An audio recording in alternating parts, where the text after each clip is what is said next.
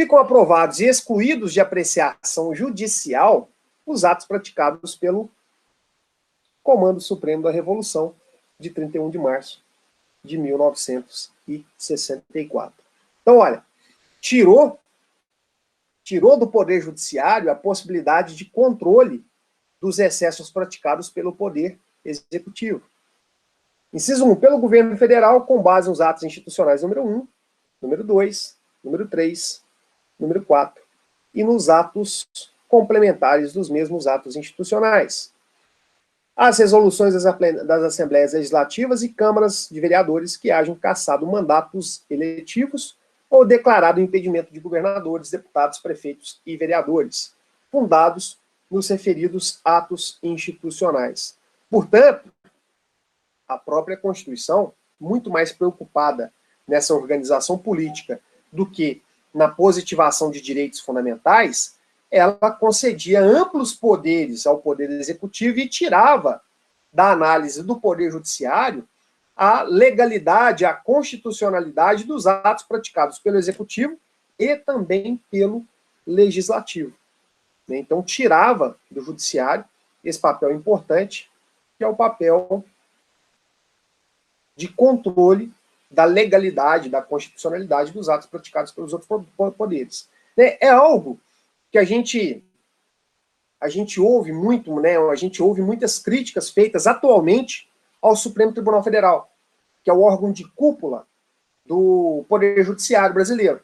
Então, várias questões decididas pelo Poder Executivo Federal, pelo Congresso Nacional, muitas dessas questões, elas são levadas até o Supremo Tribunal Federal, e o Supremo Tribunal Federal, muitas vezes, decide de forma a contrariar, não estou aqui fazendo nenhum julgamento de mérito, né, mesmo porque as decisões do Supremo Tribunal Federal são decisões jurídicas, ou pelo menos deveriam ser, né, decisões jurídicas, mas que a partir dessas decisões, muita crítica se faz, de que o Supremo Tribunal Federal está interferindo na política do Poder Executivo, ele está interferindo de forma inaceitável nas decisões do poder do Congresso Nacional. Enfim, o Supremo Tribunal Federal é um mecanismo importantíssimo de estabelecimento da democracia. Por quê? Qual que é a função dele? O Supremo Tribunal Federal é o guardião da Constituição. Então, o que ele faz? Ele analisa as decisões proferidas pelos outros poderes e a consonância dessas decisões não é que ele julga o certo ou errado. O presidente agiu certo, o presidente da República agiu certo, ou o presidente da República agiu errado. O Congresso Nacional agiu certo ou agiu errado. Não é isso que o STF faz. Ele faz a análise dessas decisões a partir do texto constitucional. Tal decisão violou a Constituição Federal ou não violou? Se violou, por que violou? Então, essa é a análise. E aí, algo que eu venho estudando e venho me preparando para poder apresentar, eu quero escrever um artigo científico que vai de encontro, né, e muito para poder acabar um pouco com a angústia nossa, de falar assim, olha, se o Supremo Tribunal Federal tem um posicionamento contrário àquele que eu entendia que era o correto, um posicionamento jurídico, contrário àquele que eu entendia que era o correto, se o STF decidiu, está decidido, pronto e acabou? Não. Então, meu estudo se o STF proferir uma decisão que, ao meu ver, é contrária com o posicionamento jurídico mais adequado para aquela questão, né, se eu discordo de uma decisão jurídica do STF, quais seriam os mecanismos legítimos para que eu pudesse combater essa decisão. Se o Supremo Tribunal Federal proferir uma decisão, o que é possível legitimamente nós fazermos? Né? Qual que seria a solução legítima? Vamos impeachment todos os ministros do STF. Não vai adiantar nada. Aquela decisão proferida, ela fez coisa julgada. Eu posso colocar lá amanhã 11 novos ministros que eles não vão poder julgar novamente aquele processo, que já fez coisa julgada, uma questão de segurança jurídica. Então, isso não vai adiantar. Nós temos que pensar em em possibilidades legítimas, né? Já existem algumas, e eu quero desenvolver esse estudo no artigo científico ainda, para poder, né, apresentar essas possíveis soluções jurídicas de combate a decisões do STF, porque não tem para onde a gente recorrer. Ah, vamos recorrer para o Comitê Internacional da ONU, Comitê de Direitos Humanos da ONU. Vamos recorrer para a Corte Interamericana de Direitos Humanos. Não, esses organismos internacionais, eles não têm a legitimidade de cassar nenhuma decisão proferida por qualquer órgão brasileiro. Se um juiz de primeira instância, aqui da comarca de Divinópolis, condena alguém e essa decisão torna-se definitiva, por mais absurda que ela seja, um juiz do Tribunal Penal Internacional não pode cassar essa decisão. Ele não tem essa legitimidade. É questão doméstica, é questão interna brasileira. Então, se o órgão de cúpula do judiciário proferir uma decisão com a qual eu não concordo, quais são as saídas legítimas? Patrícia, são 2 pontos que nós vamos trabalhar na hermenêutica, na argumentação jurídica, que é a diferença entre a judicialização de políticas públicas e o ativismo judicial. O ativismo judicial, ele é algo negativo. O que seria o ativismo judicial? É o Poder Judiciário, ao proferir uma decisão, interferir numa função que não seria dele. Seria o Poder Judiciário, seria o Supremo Tribunal Federal proferir uma decisão, e ao proferir essa decisão, ele estaria criando uma norma. Vou voltar nesse assunto na nossa próxima aula de hermenêutica constitucional, quando nós estudarmos a ADPF 54, que foi a ADPF em que o Supremo Tribunal Federal ele julgou constitucional o aborto de feto anencéfalo. Na minha humilde opinião, é uma decisão ativista. O Supremo Tribunal Federal, ao julgar a ADPF 54, falar assim, olha, pode realizar o aborto de feto anencéfalo. O Supremo Tribunal Federal, na minha humilde opinião, proferiu uma decisão com ativismo judicial. Por quê? Olha, se a gente analisar o artigo 128 do Código Penal, ele previu 2 hipóteses em que é permitido o aborto, em que o aborto não é criminalizado. Quando há risco de morte para a gestante, no inciso 1, e quando a gravidez é proveniente de estupro. Cabe a gente discutir a moralidade dessas normas, etc., mas está na lei. Pronto. E a lei tem, a lei possui legitimidade popular, porque essa lei foi criada por pessoas eleitas por nós. Então, se esses nossos representantes criaram a lei, e a lei tem essas 2 autorizações, tá ok. Por mais que a gente discorde, mas basta a gente mobilizar esses nossos representantes que eles vão criar uma lei revogando algum inciso ou acrescentando algum inciso. E aí, o que é o problema? Quando o Supremo fala, olha, o Código Penal, a lei, fala que pode abortar quando há risco de morte para a gestante e quando a gravidez é proveniente de estupro. E aí o Supremo Tribunal vai lá e cria uma terceira hipótese. Além disso, além dessas 2 hipóteses, pode ser praticado o aborto quando houver um diagnóstico seguro de anencefalia. Okay?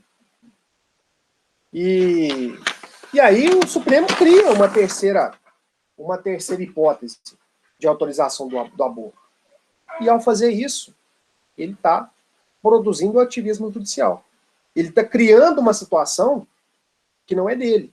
E aí, eu chamo a atenção para uma crítica, que eu acho que eu já fiz em outras aulas, e é algo que nós precisamos aprimorar na nossa democracia. Olha, nós temos 3 funções, o poder do Estado ele é exercido em 3 funções. Na função legislativa, na função executiva e na função judiciária. Esses são os 3 poderes. E aí, gente, quando o parágrafo único do artigo 1º da Constituição fala que o poder emana do povo e dá essa legitimidade de exercício de poder de uma forma muito correta, olha, O poder emana do povo, então a legitimação da Constituição está em nós, enquanto povo, enquanto sociedade organizada. E aí, se o poder emana da gente, o poder legislativo, o poder executivo e o poder judiciário também emana da gente. Quando a gente analisa a nomeação dos membros que vão exercer esses poderes, nós temos no legislativo os vereadores a nível municipal, os deputados estaduais, os deputados federais e os senadores. Todos eles eleitos por nós. Quando a gente analisa os chefes do poder executivo, o prefeito, o governador, o presidente da República, todos eles foram eleitos por nós. Existe uma participação, ainda que indireta, do povo no exercício desses poderes. Agora, quando a gente analisa o poder judiciário não tem representação popular. E não estou aqui nesse momento, nesse primeiro momento, né, algo que eu quero chamar a reflexão de todos vocês, que é um grande problema que nós temos na nossa democracia brasileira, é que não existe representação popular no poder judiciário. Não estou defendendo eleição para juiz, não estou defendendo nesse primeiro momento. Mas existe um problema. Se existe representação popular no legislativo, no executivo, por que não existe representação popular no judiciário? Tá vendo? E aí, quando o judiciário profere uma decisão ativista, quando o judiciário vai lá no artigo 128 do Código Penal e insere nele uma terceira hipótese de aborto, qual que é a legitimidade dessa decisão? Nós não autorizamos. Foram 11 ministros escolhidos pelo presidente da República e sabatinados, confirmados pelo Senado Federal, que decidiram, olha, a partir de agora, além dos casos previstos em lei, existe uma terceira hipótese de aborto, o aborto de feto anencefalo. Pronto. E aí esse é o problema. Esse é o problema que nós precisamos aprimorar na nossa democracia. A ausência de representação popular no poder judiciário. Existe apenas uma situação que há representação popular no poder judiciário, que é o Tribunal do Júri. O Tribunal do Júri, a decisão de absolvição ou condenação do réu, ela é proferida por 7 jurados que integram a sociedade, que não são juízes togados, que não são juízes que passaram no concurso público. Então, por exemplo, nos Estados Unidos, os juízes são eleitos. Então, você tem, da mesma forma que no legislativo e no executivo, você tem essa representação popular no judiciário lá. Mas o problema da gente estabelecer eleição para juízes aqui no Brasil é que a gente corre o risco de ter o tiririca juiz. Esse é o problema. A gente colocar juízes que não têm o menor preparo para exercer essa função. Então, esse é o problema.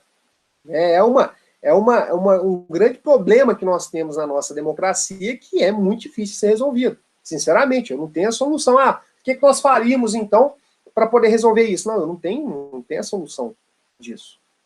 É algo que nós precisamos desenvolver, algo que está no papel nosso. Enquanto estudiosos do direito, enquanto profissionais do direito, essa é a nossa função, de fazer com que haja representação popular no judiciário. Porque se os vereadores criam uma lei municipal esdrúxula, nós vamos para a porta da Câmara dos Vereadores e vamos fazer pressão, vamos para a rede social, vamos criticar, vamos falar que está errado, até que a gente consiga demonstrar o erro da Câmara Municipal de Vereadores e fazer com que aqueles vereadores que foram eleitos por nós, ou que a próxima composição dessa Câmara, eleita por novos vereadores que foram escolhidos por nós, possa revogar aquela lei municipal e criar uma lei municipal que vai de acordo com os anseios da população. Isso nós não podemos fazer no judiciário. Essa capacidade nós não temos. Por isso a minha preocupação de falar assim, olha, aquela história, quem vigia, o vigia. Se o vigia da Constituição, se o guardião da Constituição, se ele estiver cochilando e não guardar essa Constituição, o que sobra para nós fazer? O que nós podemos fazer? né, para evitar a violação a direitos constitucionais, para evitar a ineficácia de direitos fundamentais, o que sobra para a gente? Então, esse é um ponto que nós temos que pensar para aprimorar a nossa democracia, a nossa jovem democracia. Mas, para a gente poder finalizar esse assunto, o ativismo judicial acontece quando o Poder Judiciário vai além daquela função dele, que é de decidir os conflitos que lhe são apresentados. E sabe por quê, né, que o Supremo Tribunal Federal é tão criticado e várias são as decisões apontadas ao Supremo Tribunal Federal como de ativismo judicial? Sabe por quê? Porque nós temos um Congresso Nacional que não trabalha.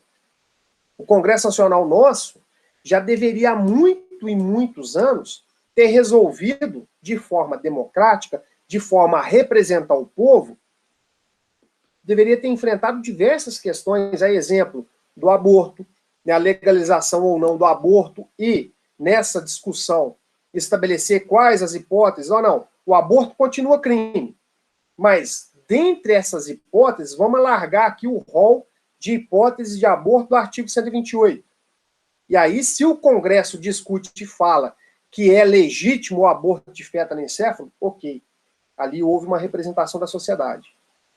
O deputado federal que eu votei, ele votou a favor ou votou contra. Eu consigo ter ali uma representação, eu consigo fazer com que ele me ouça. Agora, o ministro do STJ, o ministro do STF, ao me ouvir, se ele vai levar em consideração, se ele não vai levar em consideração, não faz o menor sentido para ele. Ele tem uma garantia da vitaliciedade. Enquanto ele for vivo, ele vai ser ministro do STF. Tem a aposentadoria compulsória agora, o ministro Marco Aurélio está prestes a aposentar. Então, até 75 anos, se não me engano, né, enquanto ele viver, né, até os 75 anos, ele vai ser ministro do STF. Pode ser nomeado com 35 e aposentar com 75. Né, são 40 anos. Ele pode ficar 40 anos como ministro do Supremo Tribunal Federal.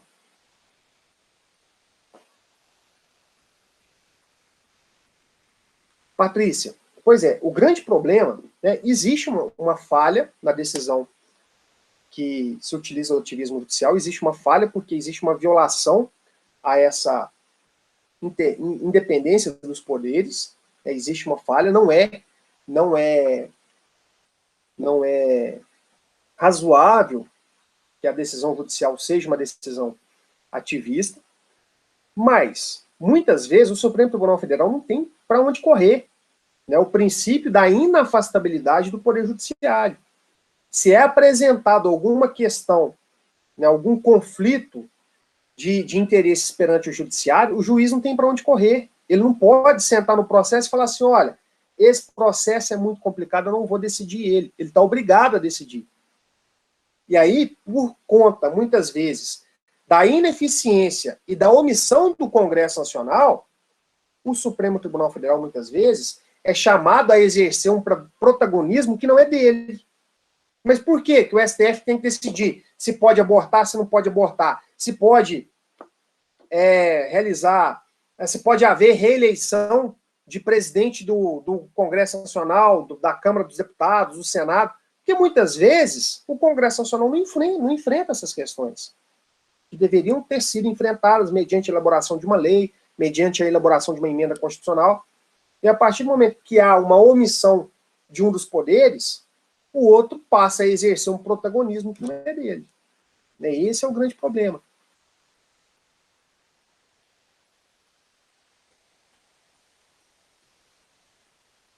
Esse é o grande problema. O Congresso está preocupado com várias outras coisas que não enfrentar essa função dele de fiscalizar e de legislar.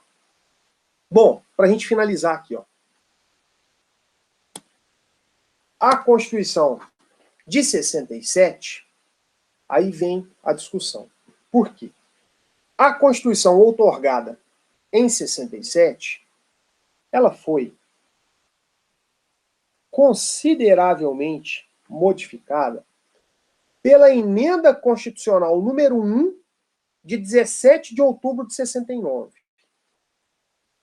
Então, tecnicamente, nós não tivemos, em 1969, uma Constituição. Tecnicamente falando, nós tivemos a Constituição de 1824, a de 1891, a de 1934, a de 1937, a de 1946, a de 1967 e a de 1988. Tecnicamente falando, nós tivemos na nossa história 7 constituições.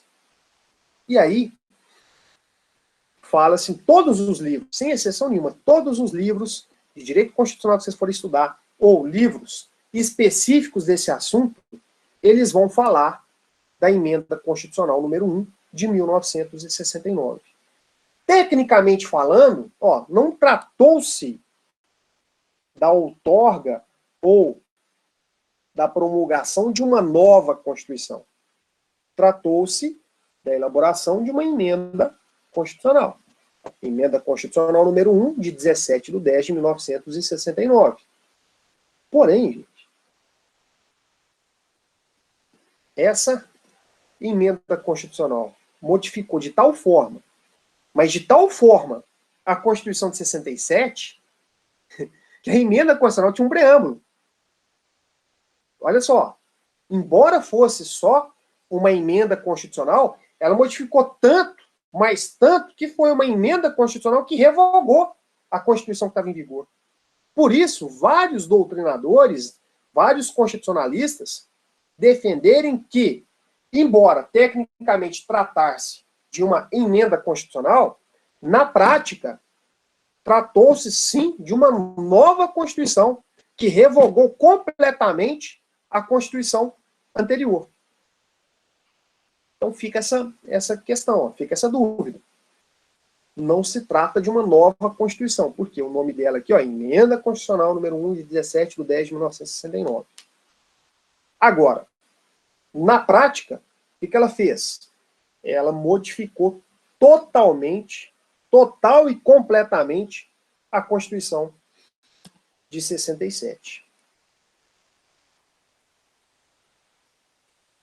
Foi também, se a gente falar quanto à origem, ela foi outorgada, não teve promulgação. Ela diminuiu as imunidades parlamentares. Então é o chamado golpe dentro do golpe. O que é isso? O que significa essa expressão? De que a emenda constitucional número 1 de 69, ou a Constituição de 69, foi um golpe dentro do golpe. O que é isso? Se criou uma Constituição dentro do golpe militar, que foi a de 67, e aí aprimoraram o autoritarismo dessa Constituição de 67, aumentando ainda mais os poderes do Poder Executivo, diminuindo as prerrogativas dos membros do Poder Legislativo, estão estabelecendo de vez uma Constituição que ia de encontro aos anseios dos militares que estavam no poder. Para poder discutir qualquer violação de direito na seara judicial, a Constituição de 69, ela exigia aqui, prévio esgotamento da via administrativa. O que é isso? Primeiro você vai provar para o juiz que você tentou resolver o seu problema sem entrar na justiça. Se você não conseguiu, beleza, aí você tem um pressuposto para entrar na justiça. Então você não podia tomar como primeira providência a ação judicial. Restringiu a liberdade de expressão, previu a pena de morte para outros casos, que não somente no caso de guerra declarada. Então, é o chamado golpe dentro do golpe. Olha lá.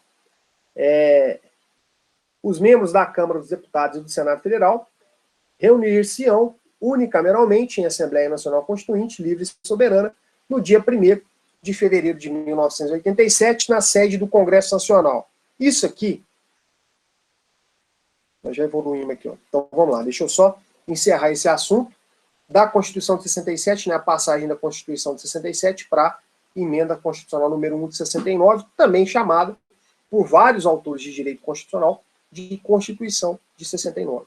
Então, não se estranhe. Se você se deparar com um livro que o autor considera sendo 8 as Constituições brasileiras, é porque ele considera a de 69 como uma Constituição, o que faz sentido. Agora, se o autor faz menção a somente 7, somente não, né? A 7 Constituições brasileiras, também faz sentido, porque ele considera a de 69 como uma emenda. Mas repito para vocês, foi uma emenda que modificou completamente, né? Imagine hoje sendo criada uma emenda constitucional que modifique completamente todos os artigos da Constituição de 88. Se vier uma emenda constitucional nesses termos, muito provavelmente ela vai ser considerada também uma nova Constituição. Beleza? E aí, durante a vigência dessa Constituição, foi criada a Emenda Constitucional número 26, de 1985. A Constituição, ou melhor, a Emenda Constitucional 26, de 85, ela previu a criação de uma Assembleia Nacional Constituinte para escrever, para elaborar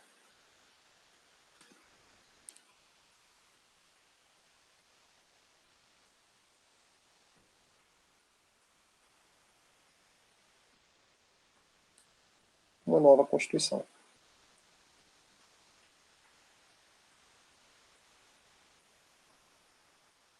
Então é uma emenda suicida, né? Uma emenda que fala assim, olha, estamos criando uma emenda constitucional aqui para poder escrever uma nova Constituição, revogando a que está em vigor.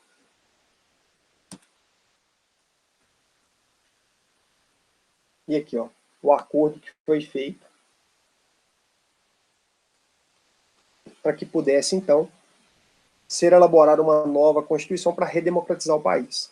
É concedida anistia a todos os servidores públicos civis da administração direta e indireta e militares punidos por atos de exceção institucionais ou complementares. E aí veio, antes dessa emenda constitucional, a famosa lei da anistia. Aqui, que eu falei para vocês. Eu deixei links de 3 documentários da elaboração, né, da promulgação da Constituição nossa de 88. Recomendo a todos vocês que assistam para a gente ter noção de como que foi criada a Constituição, como a gente faz esse rompimento de um período extremamente ditatorial e inicia, né, inaugura um período de redemocratização. Ô, gente, eu tenho certeza absoluta que quando a Assembleia Nacional Constituinte escreveu a Constituição de 88, ela elaborou principalmente a parte dos direitos e garantias fundamentais, tenho certeza absoluta que eles pensaram assim, não, põe aí na Constituição. Isso aí não vai produzir efeito mesmo. A gente está acostumado, a Constituição não valer nada nesse país. Põe aí, vai acrescentando aí.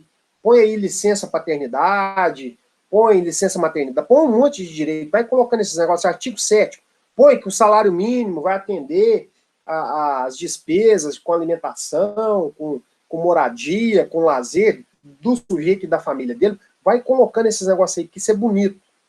Né? Isso é bonito, isso aí dá voto, isso aí vai falar, vai demonstrar para a sociedade que nós estamos preocupados com ela.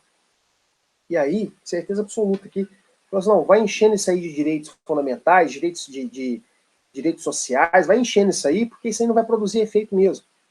E qual que é a vantagem nossa? A grande luta nossa hoje não é mais de conquistar direitos. Né? Como fala o professor Roberto Bobbio, o século passado foi o século de conquista de direitos. Agora esse século é o século de efetivação desses direitos. Então a função nossa é de fazer com que os direitos previstos na Constituição, eles se tornem uma realidade. Eles não fiquem só escritos lá. E aí esse foi um grande problema.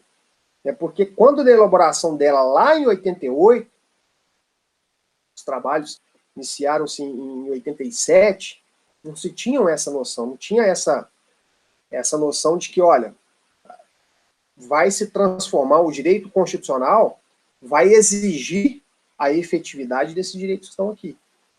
E aí ainda se discuta se a nossa Constituição de 88, se ela é normativa ou se ela é nominativa. Fato é, o que eu posso garantir para vocês, o que eu tenho certeza absoluta, é que a nossa Constituição de 88 não é semântica. Não é, nem nunca foi. Nem nunca foi semântica. Pode-se até considerá-la nominativa, mas a gente caminha dia após dia para torná-la uma Constituição normativa ou 100% normativa para aqueles que já consideram normativa. Então aqui estão os links, né, esse material já está disponibilizado para vocês. Aconselho a assistirem esses documentários.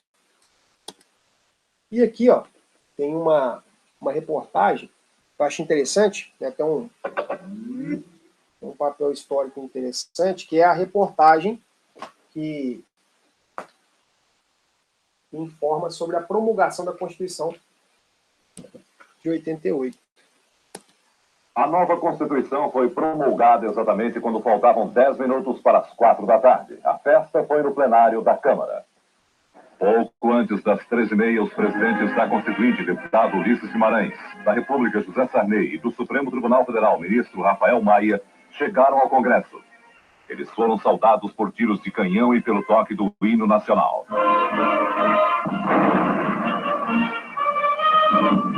Depois da revista às tropas, os 3 presidentes subiram a rampa do Congresso. Desta vez, a saudação foi com foguetes. Os presidentes da Constituinte, Ulisses Guimarães, e do Senado, Beto Lucena, chegaram para a composição da mesa e foram aplaudidos. Logo depois, os líderes dos partidos conduziram o presidente Sarney e o presidente do Supremo ao plenário. Todos ouviram de pé o hino nacional.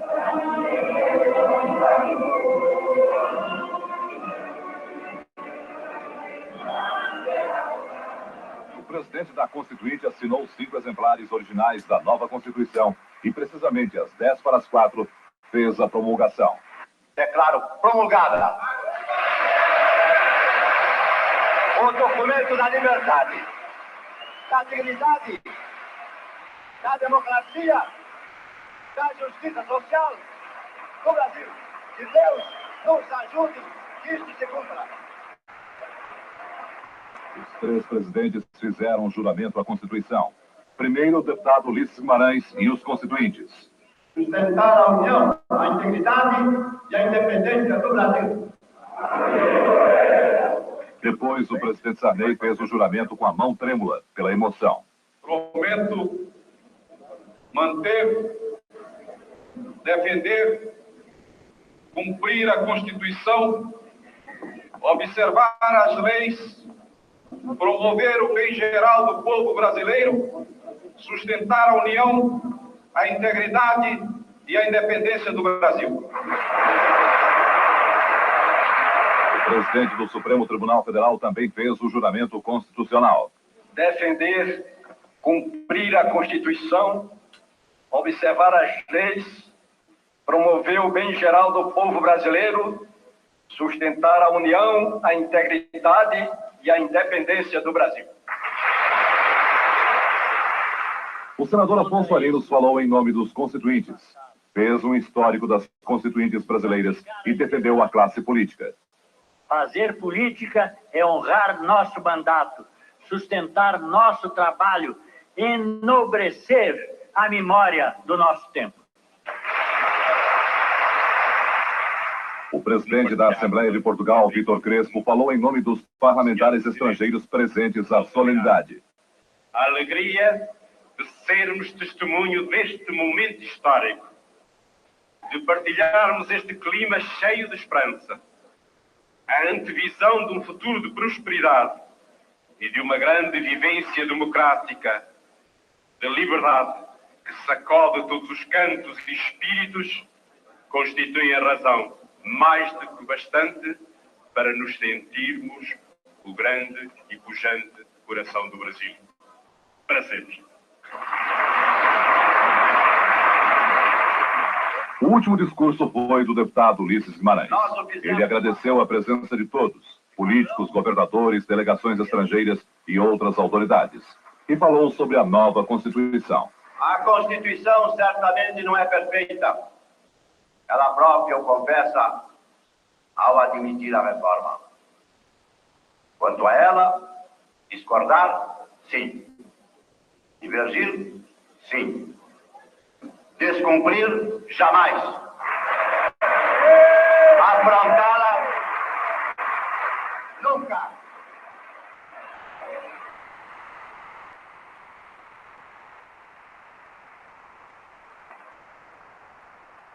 Traidor da Constituição é traidor da pátria. O presidente da Constituinte ficou emocionado ao agradecer a colaboração de todos, especialmente da mulher na Constituinte. A atuação das mulheres nesta casa foi de tal teor que, pela edificante força do exemplo, aumentará a representação feminina nas culturas eletrônicas.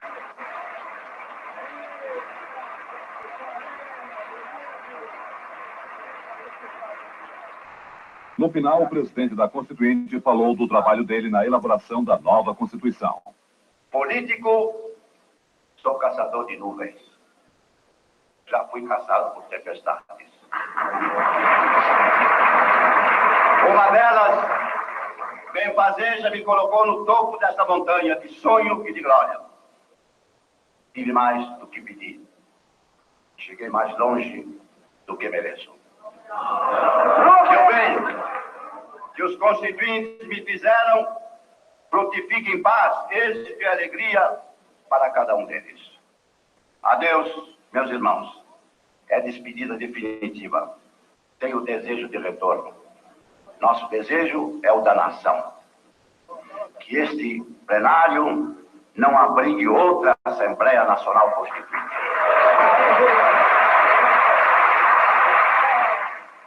A Constituição pretende ser a voz, a letra, a vontade política da sociedade rumo à mudança. Que a promulgação seja o nosso grito. Mudar para vencer. Muda, Brasil!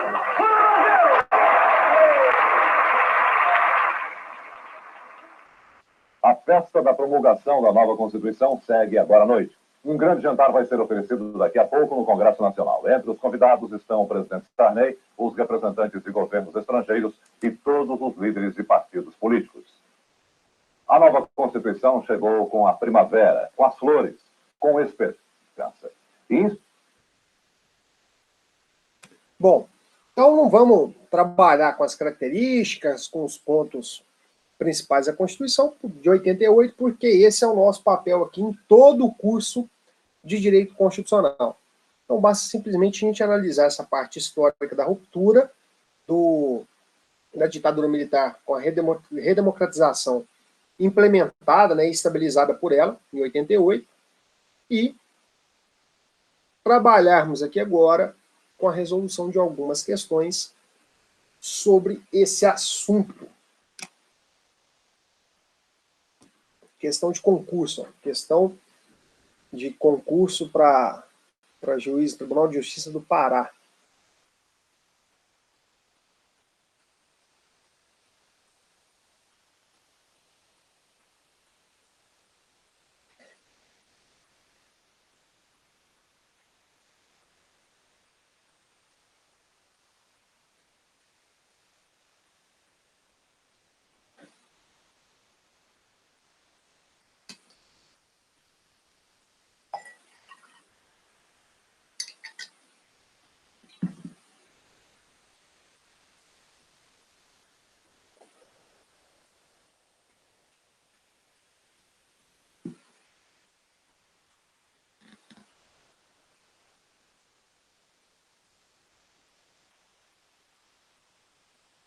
Olha aí, ó.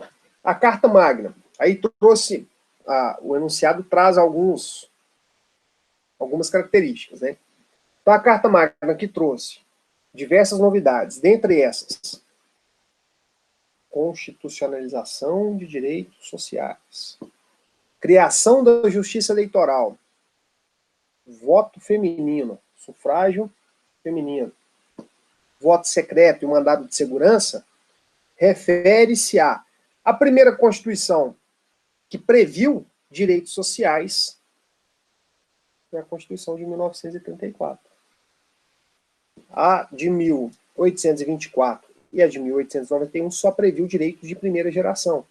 Além disso, A de 1891 tinha o voto censitário, né? A de 34 foi a primeira que expressamente previu a possibilidade de voto das mulheres. Então, essa aí é a letra B de bola. Então, olha, essas questões, geralmente, né, quando elas perguntam relacionadas às constituições passadas, ela vai trazer as características dessa Constituição. Vamos ver a próxima aqui, o que ela está perguntando. Questão de 2019.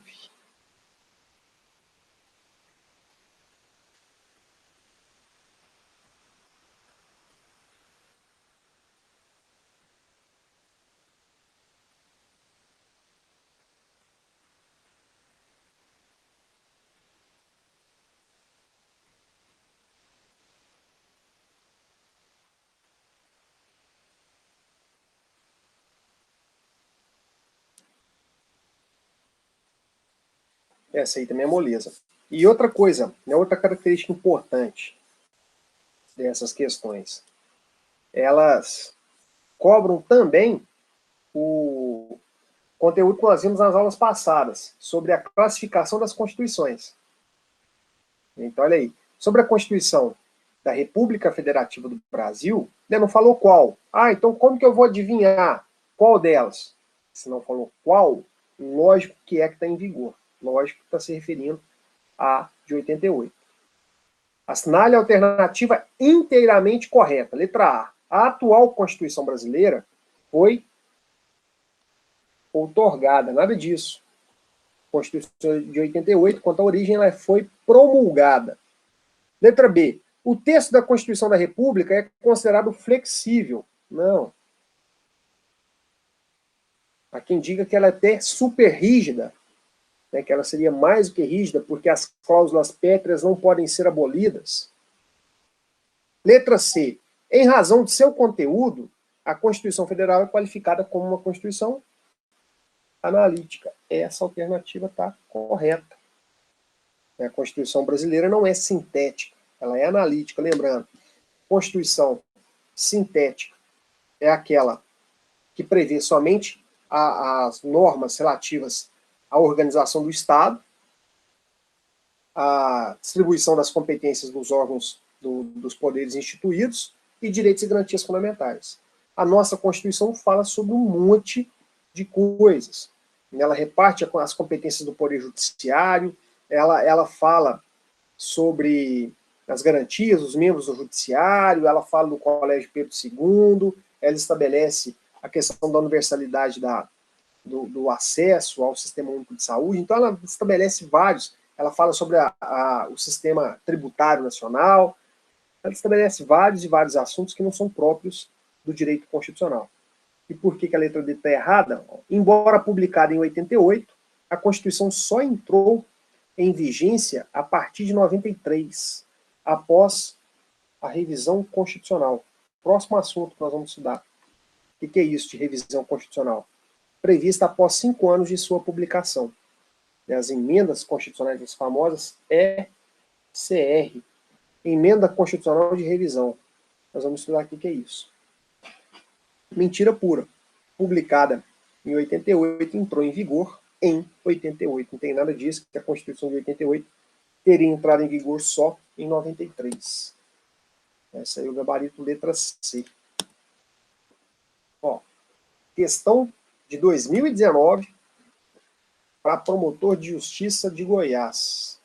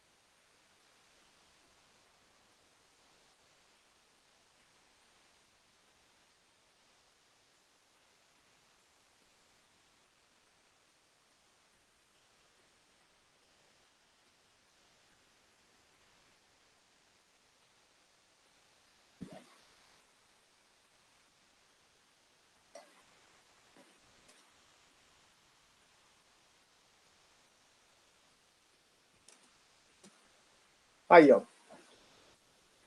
Prestar atenção no enunciado. Ele está te pedindo qual que é a incorreta.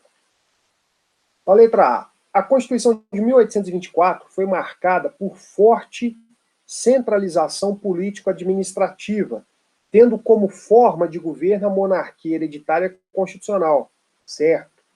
A religião católica era adotada como oficial, foi a única Constituição que estabeleceu o Estado confessional, o Estado tendo uma religião oficial, foi só de 1824.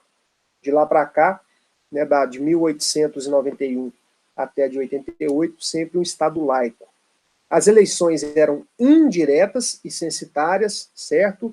E dentre todas as constituições da história nacional, foi a que vigorou por mais tempo. Também está certo.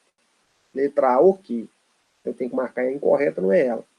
A Constituição de 1891 consagrou o sistema de governo presidencialista, certo? Instituiu o federalismo e adotou como forma de governo a república, também está certo. A religião católica foi mantida como oficial na nova república. Mentira. A única Constituição que estabeleceu religião oficial foi a de 1824. Letra C. A Constituição de 1934 preocupou-se em enumerar direitos fundamentais sociais, ok. Manteve a república, a federação, a divisão de poderes, o presidencialismo e o regime representativo, também está certo. Letra D. A Constituição de 67 mostra grande preocupação com a segurança nacional, concentrando o poder no âmbito federal, ampliando os poderes do presidente da República. Característica também da Constituição de 37. Essa aí ficou a letra B como alternativa incorreta. Isso aí. Última, eu acho que é a última mesmo essa aqui agora. O concurso de 2018 para defensor público do Rio Grande do Sul.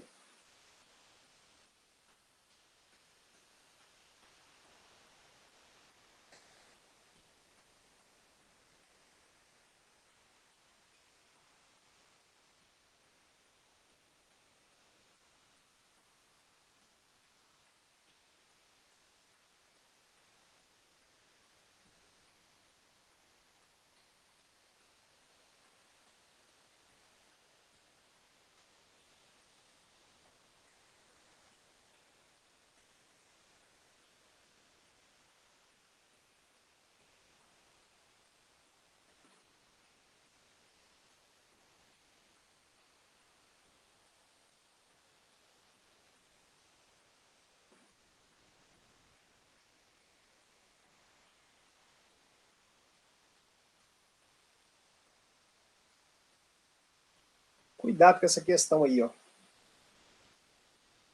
Sobre a evolução histórica das constituições brasileiras, considere.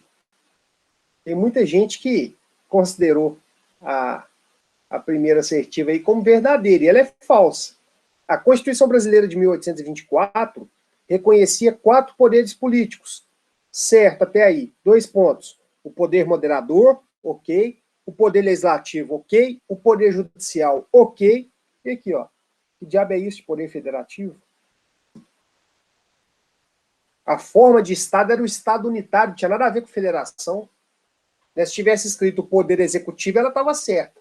Mas colocou poder federativo, então ela está errada. A 1 está errada. O que a 2 fala? Que a Constituição Brasileira de 34, resultado dos trabalhos de uma Assembleia Nacional Constituinte, então ela foi promulgada, certo? A de 34 foi promulgada e a de 37 outorgada, previa a existência da justiça eleitoral, certo também. Essa aqui está ok, essa está verdadeira. A 3. Vedava-se, consoante a Constituição Brasileira de 1946, o registro de qualquer partido político. Isso aconteceu na de 37. A de 46, não. Então ficou só a 2, literal. Está perguntando o correto. Isso aí, ó, beleza.